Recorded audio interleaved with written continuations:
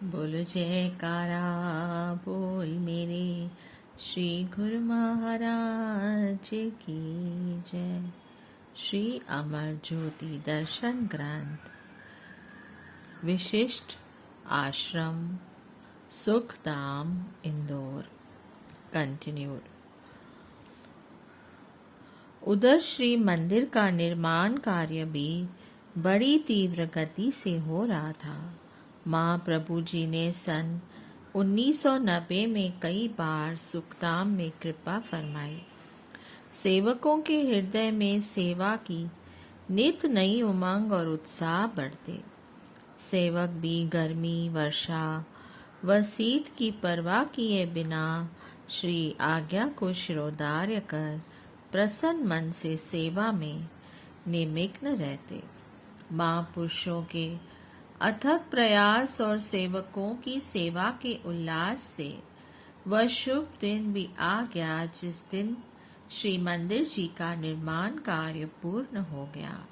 अब प्रेमियों को था इंतजार इसके भव्य शुभ मुहूर्त का। 3 मई सन 1991 को प्रातः 10:30 बजे के लगभग शुभ मुहूर्त की घड़ी भी आ गई और श्री सद्गुरुदेव जी महाराज जी ने अपने निज कर कमलों से दिव्य सिंहासन पर श्री परमहंसों की पावन प्रतिमाओं को विराजमान किया। हार पीताम्बर पहनाए, शुभ्र बाल पर केसर तिलक लगाया। श्री परमहंसों की यह अनुपम झांकी सबके हृदयों को बरबस की अपनी ओर आकर्षित कर रही थी। श्री आरती पूजा का कार्यक्रम हुआ। गुरुमुखों ने गुरु महिमा के भजन गाए। इस अमृत वेला में माँ प्रभु जी ने अपनी अमृतमय वाणी में फरमाया, संसार में माता पिता अपने बच्चों का हित करते व चाहते हैं। उसके लिए कई साधन भी जुटाते हैं। उनका हित प्यार व साधन शरीर तक ही सीमित होते हैं। वे इससे अधिक नहीं सोच सकते। संत महापुरुष भी सदा सेवकों का भला करते हैं।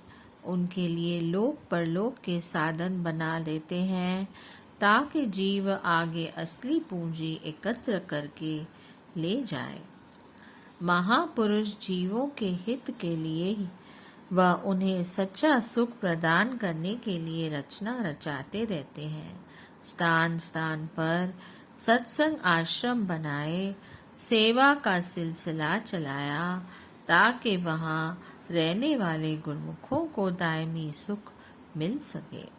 गुरुमुखों का कितना सौभाग्य है कि आज यहाँ श्री मंदिर का भव्य निर्माण करके श्री परमहंसों की दिव्य प्रतिमाएं विराजमान की गई हैं।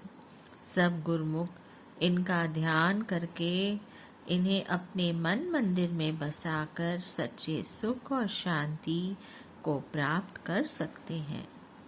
आप यहाँ बैठे हैं, जो यहाँ पहुँच सकते हैं, जिन्हें यह स्थान नज़दीक है, वे अंतरीव इच्छा को पूर्ण कर भक्ति के साधन प्राप्त कर जीवन सफल बना सकते हैं। यही चीज सत्पुरुष सेवकों को बख्शिश करते हैं। यही दायमी वस्तु लोक परलोक में संगी साथी है। ऐसी बख्शिश संसार में कोई नहीं कर सकता। सत्पुरुष ही दुर्दाम से पैगाम लाते हैं। जिन जीवों की जन्म जन्मांतरों की मांग होती है कि जीवात्मा का भली भांति कल्याण कर सके, तो कुदरत की तरफ से सतगुरु ऐसा सहयोग बना देते हैं, रचना रचा देते हैं। गुरुमुखों की यह खुशकिस्मती है कि घोर कलयुग में मनुष्य जन्म की प्राप्ति के बाद आत्मिक कल्याण के साधन मिल गए हैं। जब प्रेमियों को सब साधन मिल गए हैं तो उनका यह फर्ज हो जाता है कि ज़्यादा से ज़्यादा वक्त देकर अपने मन और सुरती को इन साधनों की ओर लगाएं। सही मायने में जीवन की सफलता भी इसी में ही है। प्रेमियों की प्रसन्नता का कोई पारावार न था। आज उन्हें आत्मा की सच्ची निधि को प्राप्त हो गई। सब ने अपने दामन को भक्ति धन से भरपूर पाया। उसी दिन ही आपने इस आश्रम का शुभ नाम सुखधाम फरमाया, जहाँ आठों याम सुख ही सुख की प्रभात रहती है। गम फिक्र तो नामो निशान ही नहीं, चाहों ओर सुख का ही साम्राज्य है। यहाँ पानी की असुविधा को दूर करने के लिए आपने 1 मार्च सन 1990 में निज कर कमलों से बावली की खुदाई का कार्य करवाया। लगभग 45 फुट गहराई पर जाकर पानी मिल गया। इस बावली के बन जाने से आश्रम में पानी की सुविधा हो गई। इससे पहले पानी बाहर से टैंकरों में भरकर लाया जाता। अब महाप्रभु जी ने इस धरती पर, जहाँ पानी का निशान ही न था, बाग बगीचे बनवाने की मौज उठाई। आज सभी गुरुमुख यह देखकर हैरान है कि सुखधाम की सुखी धरती पर आज रंग बिरंगे पुष्प सुशोभित हो रहे हैं। नाना प्रकार के फलों के लदे वृक्षों से उद्यान लहला रहे हैं। यहाँ समय अनुसार पक्की सड़कों का निर्माण हो गया, जिससे आश्रम में चलने फिरने की सुविधा के साथ साथ हर जगह पर स्वच्छता बनी रहती है। गौशाला व डिस्पेंसरी आदि का निर्माण कर गुरुमुखों को यह सुविधा का भी उपलब्ध करवा दी गई। 29 अप्रैल सन 1992 में गुरुमुखों की मांग पर महाप्रभु जी ने भक्त्यानियों की तरफ भजन अभ्यास के लिए श्री शांति भवन का शुभ मुहूर्त किया। सबको इस अवसर पर मुबारक देते हुए पावन वचनों में फरमाया, महापुरुषों की हर कार्यवाही जीव कल्याण हेतु ही हुआ करती है। वे जीवों को काल और माया के जंजाल से छुड़वाकर उन्हें भक्ति की ओर अग्रसर करते हैं, ताकि उनका जीवन सुख रूप बन जाए। यह श्री परमहंस दयाल जी का दरबार है, जहाँ केवल भक्ति और नाम की ही कमाई करवाई जाती है, ताकि जीव अपनी सुरती को शब्द से जोड़कर सुख स्वरूप परमात्मा से एकाकार हो सके। यह जीव उस मालिक का ही अंश है। आज यहाँ श्री परमहंस दयाल जी की पावन प्रतिमा विराजमान की गई है। इस स्थान का नाम श्री शांति निवास होगा। जो गुरुमुख यहाँ बैठकर अपनी सुरती को शब्द से जोड़ेंगे, उसे भरपूर शांति मिलेगी। सब दुखों गमों का सफाया हो जाएगा। महापुरुष यह स्थान इसलिए बनाते हैं, ऐसे समागम रचाते हैं, ताकि जीव सही मार्ग पर चलकर अपनी जीव आत्मा का असली काम कर सके। यह जो स्थान बना है, आप सब गुरुमुखों का यह फर्ज है कि अधिक से अधिक समय निकालकर यहाँ भजन अभ्यास का लाभ उठाएं और महापुरुषों की प्रसन्नता के पात्र बने। श्री सद्गुरुदेव जी महाराज ने गुरुमुखों के आत्मिक कल्याण का मार्ग तो सुझाया ही, साथ में उनकी शारीरिक आवश्यकताओं की ओर भी पूर्ण ध्यान दिया। सर्वप्रथम लंगर बनाने वाले स्थान का निर्माण करवाया। समीपवर्ती स्थानों से आने वाली संगत बाहर खुले आंगन में बैठकर लंगर ग्रहण करती थी। महापुरुषों का कोमल हृदय उन्हें धूप में बैठकर भोजन ग्रहण करते हुए सहन न कर सका।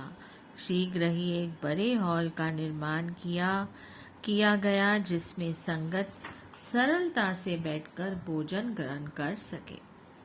जब यह हॉल बनकर तैयार हो गया तो महाप्रभु जी ने 29 जनवरी सन 2092 में निज कर कमलों से इसका मुहूर्त करते हुए श्री वचन फरमाए।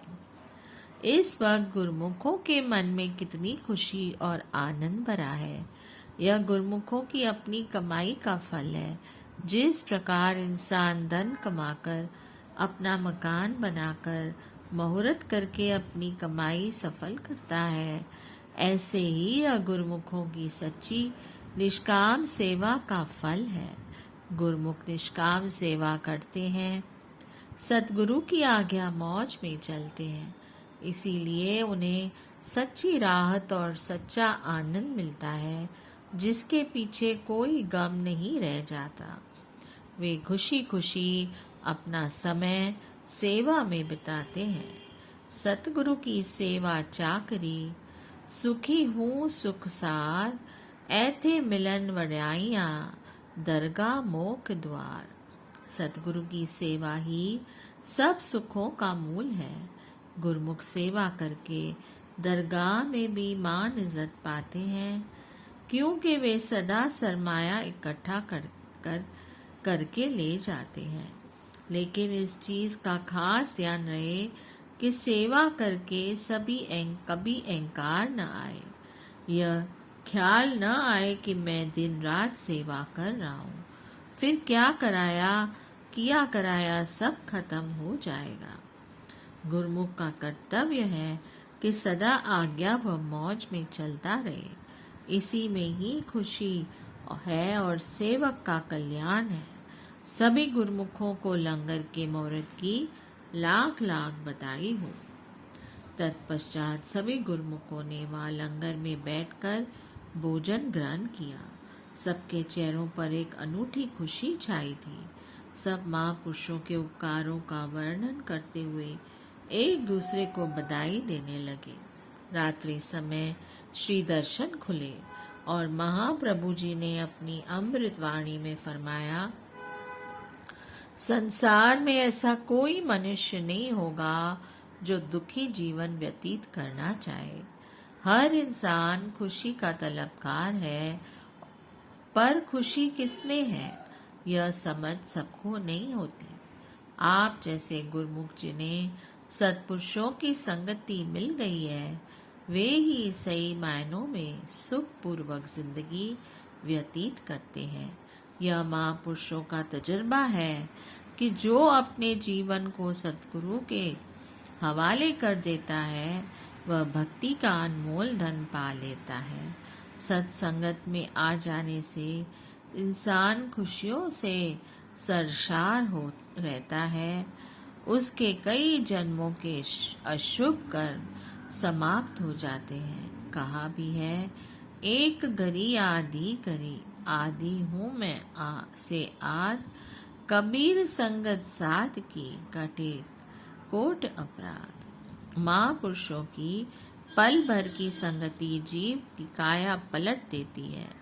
आप गुरुमुखों के कितने ऊंचे भाग्य हैं जो आपको महापुरुषों की संगति सोबती मिली हुई है, चरण शरण मिली हुई है।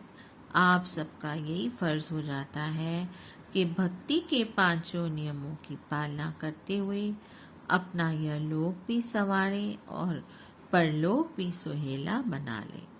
अमृतमय वचनों की अमृत दात को पाकर और सच्ची खुशी को प्राप्त करने का रहस्य जानकर सब प्रेमी जन कृत्य हो गए।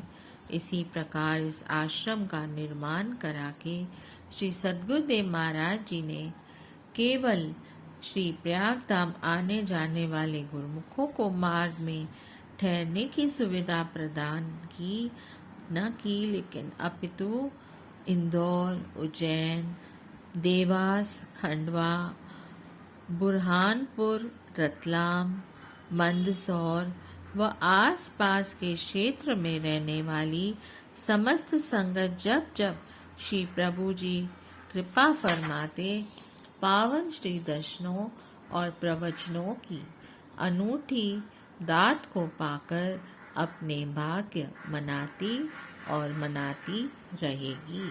बोलिए जयकारा, बोल मेरे श्री गुरु महाराज की जय। जय सच्चिदानंद।